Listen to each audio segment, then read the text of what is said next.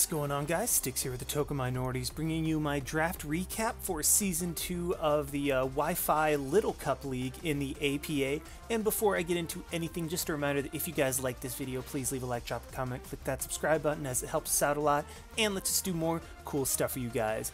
But anyway, like I said, this is my draft recap for my first ever Little Cup draft league, and I'm super excited about it because Little Cup, back when I played Smogon, was my best tier. Like, as it turned out to be, that was my favorite tier. It was the one that I was best at. And so, like, since I've joined the draft community, I've kind of been like looking for Little Cup leagues, but they were somewhat few and far between. Well, at least until recently, when the quote-unquote staleness of the Ultra Sun Ultra Moon meta has caused people to want to create more of these leagues, just have a little more fun, try things that aren't just the standard draft anymore. And so I definitely jumped at the opportunity to join a Little Cup league, as that was something that I had been honestly wanting to do since very, very early in my draft career. So I'm very excited to be able to do this. And yeah, so here we are with the draft position. We were 15th out of 20, which, first of all, in a Little Cup draft, towards the end, you're kind of scratching the bottom of the barrel to find useful stuff, just because Little Cup, I mean, in my opinion, there's a pretty significant drop-off in usefulness of mons, and there's very few mons, well, relatively few mons, that are good enough to be useful in more than just a certain, like, niche situation, or sometimes even just that isn't completely outclassed by other mons on the team. Just basically, there are a very limited amount of Little Cup mons that can be used effectively and successfully, in my opinion. So having 16, you're already scraping the bottom of the barrel, like I said, but at 20, I was like, oh boy, so I'm gonna have to take a little bit of a weird strategy for this, well, for this draft, particularly because we are using a tier draft, which, I mean, makes sense for Little Cup, as point values would just take way too long. Tiering just kind of makes sense for Little Cup. But the approach that I took was looking at the draft, looking at how many free points I had. As you can see, we have 6 tiers that we pick from, or 6 tiered picks, and then we have 4 free picks that add up to 200 points. Well, what I was thinking is, okay, so obviously you have to fill your tiers, and the free points are going to be what ends up getting filled with, like, just rounding out your team, filling out what the good mons are there, etc., etc.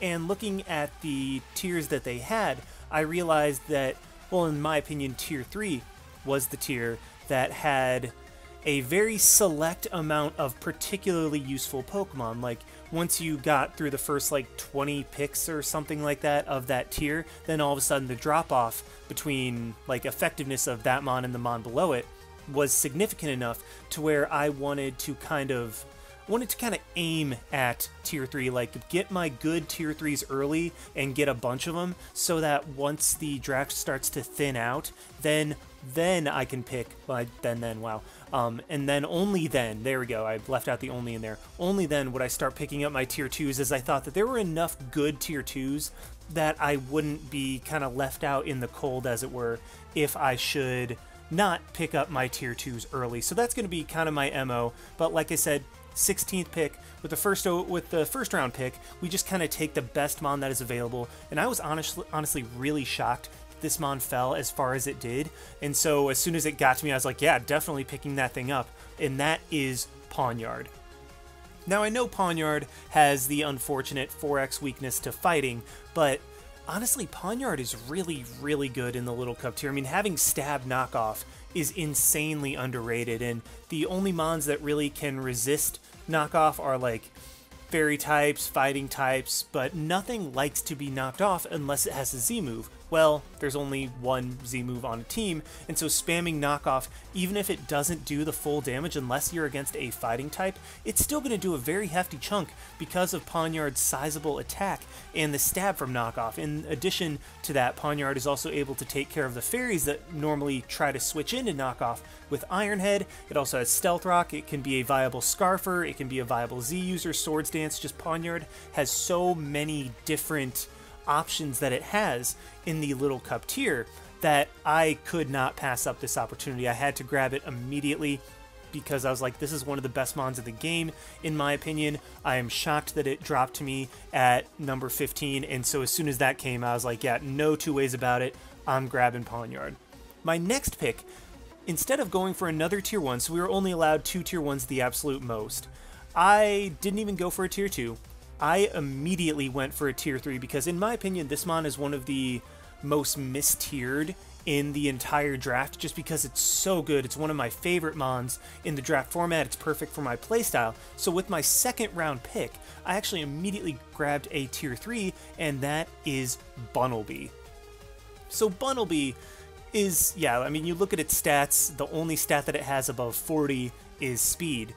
But huge power makes an insane amount of difference. And while Bunnelby is relatively limited in what it can do, like it's normally confined to like a Scarfer or a banded set. I mean, it can run like Swords Dance, and I'm not sure if it gets Rock Polish. That might just be limited to Diggersby, but I mean, I'll obviously look that up later in the season, or even just after this video, because I realized that I didn't know whether or not it got Rock Polish. But Bunnelby is usually just confined to like Quick Attack, Frustration, or Return, U-Turn, and Earthquake. That's kind of what Bunnelby is limited to, just because, I mean, it has a very small move pool. I mean, it does have some nice niche options here and there, but it doesn't get knockoff, unfortunately. So Bunnelby is criminally underrated in this tiering system, in my opinion. So as soon as I saw that thing was tier 3, I had to grab it with my second round pick, because that's not only one of the best, if not the best, tier 3s in the entire draft,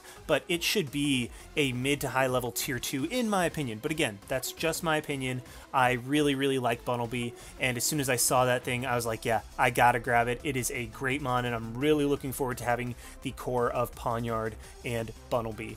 But that being said, one commonality between Bunnelby and Pawniard is they're both insanely weak to fighting. Pawniard with that 4x weakness, Bunnelby with just its paper-thin defenses like Vacuum Wave and Mach Punch both just obliterate both of these guys. So I have to try to start structuring my draft to support these guys as best as possible. And while I was wanting to kind of wait on my tier 1 pick, on my second tier 1 pick, just because, I mean, a bunch of people had already grabbed 2 by then, some people had only grabbed 1, but it really, like, the remaining tier 1s didn't necessarily fit their draft as well. Just basically, I was kind of wanting to wait, pick up more good tier 3s, and then save my tier 1 until later. But when I saw that this mon was still available, I had to immediately grab it, just because the synergy between it and Pawniard in particular is absolutely fantastic, and it's, again, one of my favorite mons in the Little Cup tier. So I mean, yeah, my first 3 picks are actually going to be 3 mons that were on my favorite Ultra Sun, Ultra Moon Little Cup team, and this is Croagunk. Now, Croagunk, as I said, was on a team with Pawniard and Bunnelby, and I think the rest of the team was like, it was like Onyx, Spritzy, and I want to say Wingull. I feel like Wingull was the last mon on that team, but basically all 6 of those guys were on my favorite Little Cup team in Ultra Sun, Ultra Moon. And so when I got the chance to pair Croagunk with Pawniard, I could not pass up that opportunity. I had to grab it as quickly as I could, also because the fighting types were starting to get taken.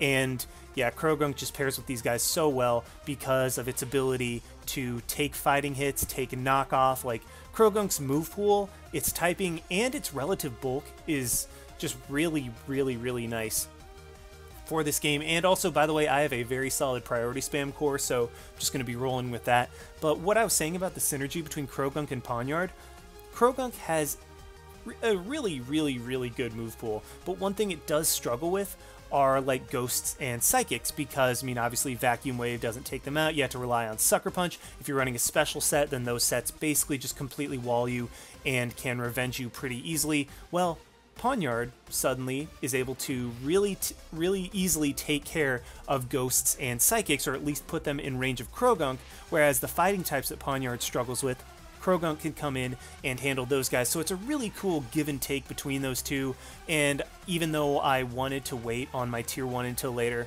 the ability to have Krogunk and Pawniard was too good of a chance to pass up, and so I immediately had to grab that as soon as it was around. Now, for my next pick, I was kind of looking at these guys and thinking, okay, I have my core, I want to start supporting it. One thing that these guys don't necessarily like are hazards, and I mean, yeah, Pawniard and Krogunk are both not immune, but resistant to rocks.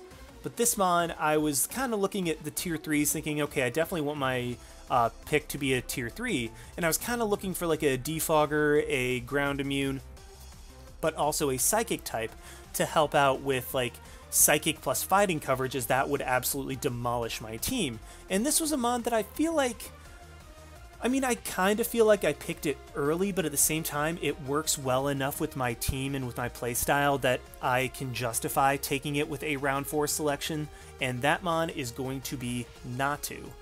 Now, Natu, like I said, might seem a little bit weird to take this early on, as it's probably a mon that I could have gotten later, but first of all, Natu gets U-turn, which, with Bunnelby, forms a very nice U-turn core right off the bat. I mean, I have 2 U-turn users. This is great. That'll allow me to go into my threats. I have a ground immune, so Earthquake spam can't just demolish my 2 tier 1s in Pawniard and Krogunk. And I mean, Bunnelby, to be fair, was not taking an Earthquake anyway. So now I have something that can pair well with my tier 1s, like fix the weakness that those 2 had, and also provide support in Magic Bounce, U-turn, Thunder Wave. Like, Thunder Wave spam from Natu is really, really nice because Pawniard and Krogunk and Bunnelby are somewhat on the slow side in the Little Cup tier, but obviously if you slow them down with Natu, then suddenly they're faster. Natu, like I said, is immune to ground. It is another fighting resist that I can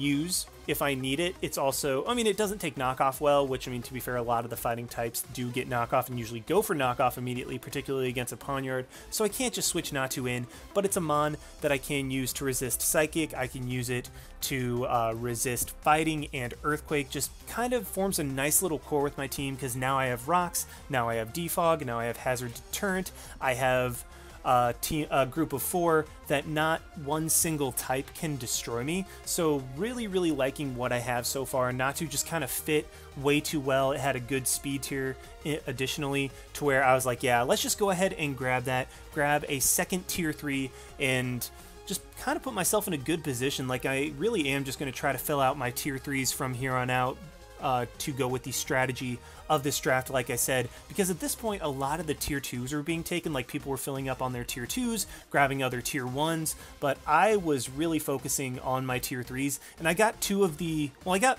the best one in my opinion, and then I got one that really pairs well with my team. And so that trend is going to continue with these next 2 picks, because I am going to grab 2 more tier 3s with my free picks, as people were kind of starting to pick them up. So I was like, okay, let's just grab these last 2 and then see what's remaining from there. So my next pick is going to be a ghost type that can be a normal resist, because like normal and fighting do a decent amount against me, but I also wanted another rocker so that Pawniard isn't forced into the rocker role. So I went ahead and picked up Sandygast.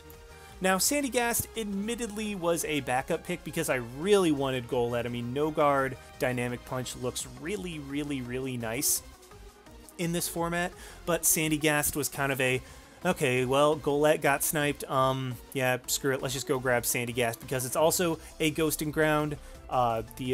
It prevents my opponent from just being able to spam Volt Switch on me. Like, fake out users like Meowth have a lot of trouble with Sandygast, although Knockoff still does a decent chunk, but it doesn't do an insane amount. So Sandygast, with its high defense, with a decent amount of special attack, it does allow me to not be confined into physical or special. I mean, Pawniard and Bunnelby are obviously both physical, Natu and Sandygast are both special, Krogunk can go either, so I have a nice mixture of attacking on my team right now. So really I'm just trying to fill out the roles. Sandygast was a good ground, it was a good ghost that was left, it's a good rocker, it can do, I mean, it actually can sweep with like a rock polish set, so that's pretty fun, and I might try to put that into action later, because the difference in speed tiers, even though Sandygast only has 15 base speed in Little Cup, that doesn't mean necessarily as much. I mean, Sandygast still can hit a decent amount of speed, which is actually pretty ridiculous in my opinion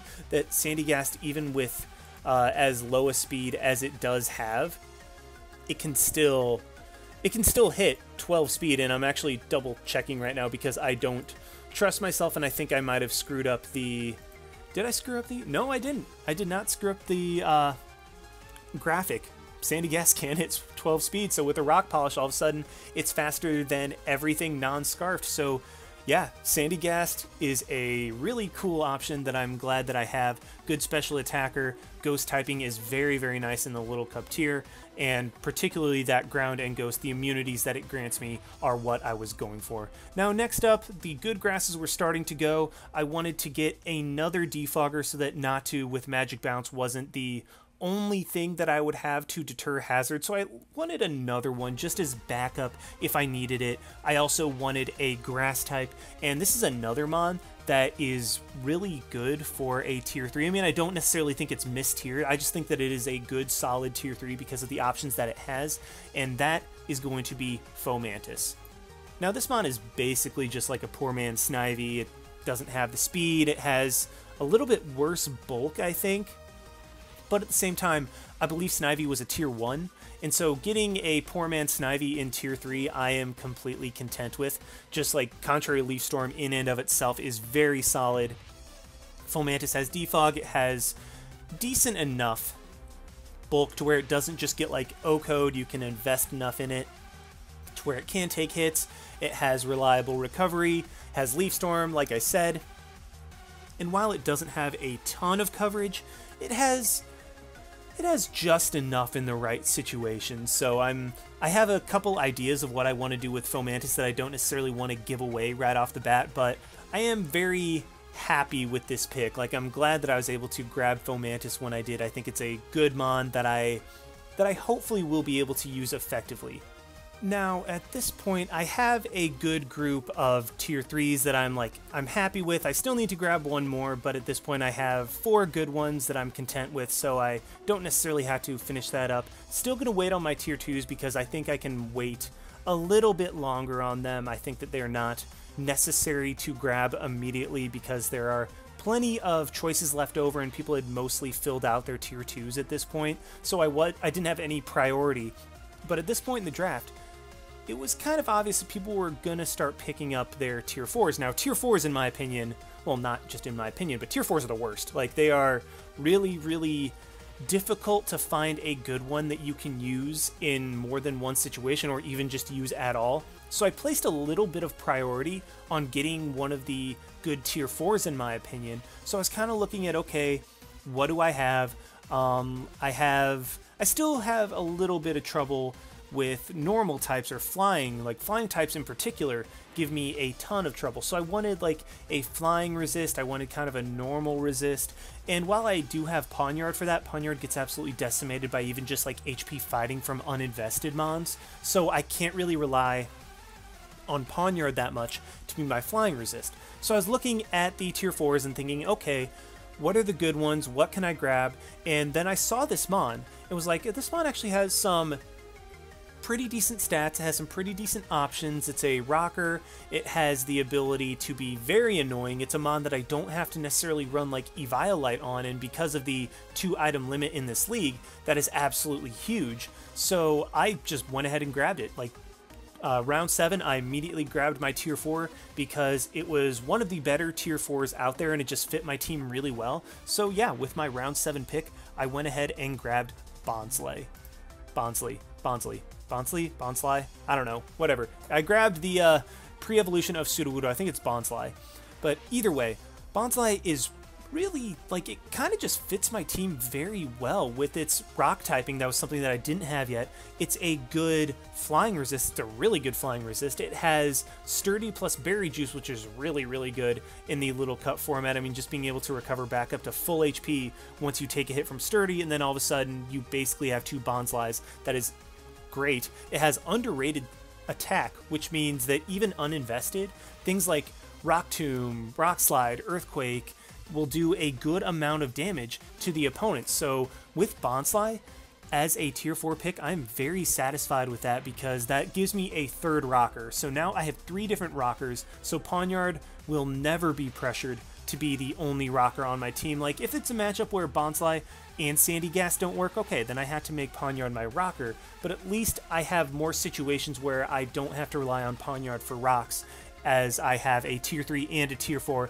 that can both do that and can both do it pretty well. So yeah, Bonsly with my tier 4 is a mon that I can see myself using in more than just like 1 or 2 games. I can actually see it being a very valuable member, so I'm very, very satisfied with being able to pick up a mon like this with my tier 4 pickup. Like, just being able to get a mon that I will use, I am very happy with. So now, 3 picks left in the draft, I'm thinking, okay, I should probably start looking at my tier 2s. At this point, what am I missing in my draft? Well, okay, ice kind of destroys me, and I don't really like relying on Pawniard as my only ice resist, because, you know, Pawniard just falls over to even like uninvested HP fightings. So I was looking at waters, I was like, okay, I probably should try to grab a water at this point, because I need its resistances, I need the offensive pressure that it can bring, and admittedly, this mon isn't exactly a good resist per se as a water type, and it only caught my eye because it was a water type, but I still looked at it and looked at what it could do for my team, and I thought to myself, wow, that actually really, really works out well. I definitely want to grab this mon, and it was a mon that people had not really been paying much attention to. In fact, I had a couple people saying that this mod is just straight up bad, which, I mean, yeah, it's super one-dimensional, but I do like what that one dimension is, and I do think it's super helpful for my team. So with my round 8 pick, I went ahead and grabbed Surskit. So yeah, Surskit, like I said, is not going to be taking any hits that a water type really should be able to take. I mean, it's just kind of a paper bag. Like, it couldn't fight its way out of a wet paper bag. So yeah, I mean, Surskit isn't necessarily a water in terms of its resistances, but it can still throw off Hydro Pumps. I mean, Hydro Pump from base 50 special attack is not a lot, but it still will do a sizable chunk. But the Sticky Web is gigantic for my team, because not only does that give me a lot of speed control with my slower mons, or like my slower offensive mons like Pawniard, Bunnelby, Krogunk, and Fomantis, but also it forces my opponent to defog. And who do I have to punish defog?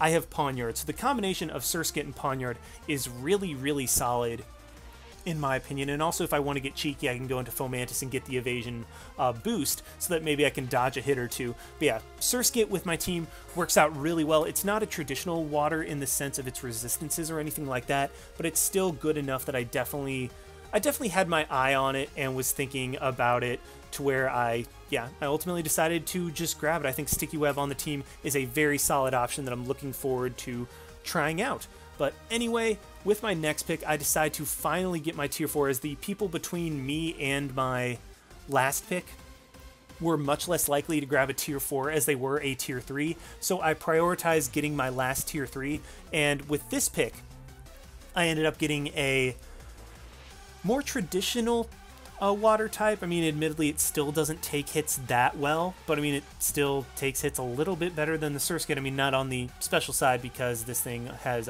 paper defenses. It has like Kartana special defenses, or even worse special defenses than Kartana, I'm pretty sure. But either way, grabbed a more traditional water type that really takes advantage of Sticky Web as well, and that is going to be Krabby. Now, Krabby, with a tier 4 pick, I was like, okay, it now has Sheer Force, Life Orb, Liquidation, coming off base 105 attack, and the ability to have Sticky Web up. I mean, that was enough to definitely want to grab it. I mean, Krabby forces prep. It has very solid options. I mean, it doesn't have amazing coverage, but I mean, still, Sheer Force, Life Orb, Liquidation off base 105 attack is something that your opponent has to prep for no matter what. So Krabby was a very cool mon that I wanted to try out, and it also has the ability to set up and sweep late game as well, or just function as a breaker roll, scarfer roll. It has a myriad of sets that it can use, and even though you know what moves Krabby is going to have, that doesn't necessarily mean you're going to be able to take them. So yeah, getting Krabby with my second to last pick as my last tier 3, I was very happy with, and I'm finally going to round out my draft with a mon that admittedly I didn't even look at until I was just sniped to heck on, yeah, sniped to heck, I know, I'm trying to keep this Gotta stay monetized, guys. We gotta stay monetized. But I was sniped really badly with my tier 2 going into this Krabby pick, and so I was like, whatever, I'll just wait and see what falls to me, and I was very, very fortunate that this mon did fall to me, as I think it rounds out my team nicely and gives me good option against weather-based teams in particular, and that mon is Amora. Now, this is the final pick of the draft, but honestly, Amora is a really, really good mon. Like, it's not a last pick type of mon. Like, offensive ice types are really, really good, particularly in Little Cup. And also by grabbing Amora, I don't have to worry about it being brought against me, so that is a nice plus. But either way, Amora having Snow Warning to mess up weather, having Refrigerate to have like boosted hyper voices, stuff like that, and pretty solid coverage otherwise. I mean, it doesn't get freeze dry, unfortunately, but still, Blizzard and Hyper Voice are going to be doing a sizable chunk to the opponent.